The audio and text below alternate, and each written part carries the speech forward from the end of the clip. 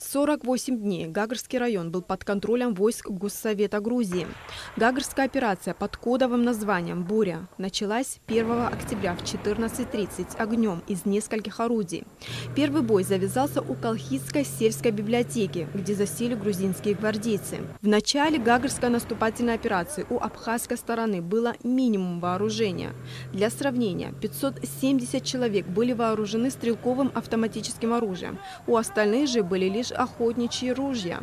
Из боевой техники абхазские формирования располагали лишь 2 танками Т-55 и 2 минометами. И все.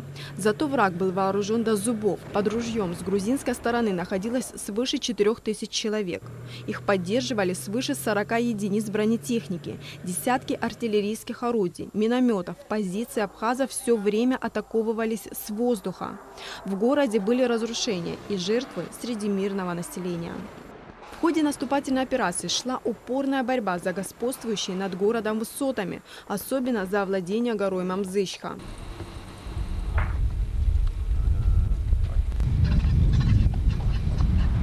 А это записи из оперативных сводок штаба обороны Народного ополчения Абхазии. 5 октября в 17:50 силы Народного ополчения вошли с боями в труднейший скальный участок со множеством заминированных мостов и участков дороги и вышли к Холодной речке.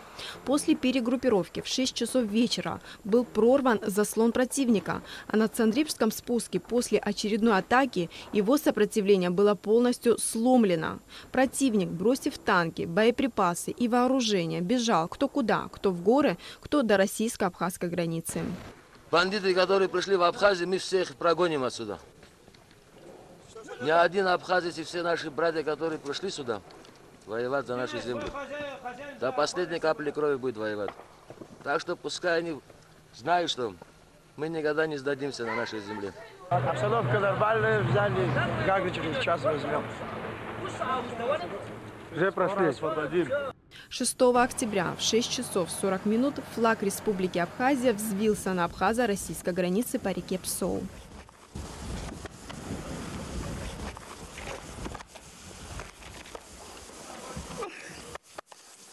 Находимся на посту Псоу на южной границе России с Абхазией. Шум боя был слышен вчера вечером. К ночи сильно усилился. Стали выходить представители грузинской гвардии, выходили ополченцы. В конце концов, на 8 часов утра вышло около 200 человек. С абхазской стороны на Гагарском фронте погибли 108 человек, из них 15 добровольцев. Но и у врага были серьезные потери. Абхазской стороной было захвачено 35 единиц боевой техники, десятки артиллерийских орудий, минометов, большое количество боеприпасов. Были разгромлены в том числе подразделением Хидриони и Тетри Арциви. После Гагарской операции началось формирование регулярной армии Абхазии, а также Министерства обороны и Генерального штаба.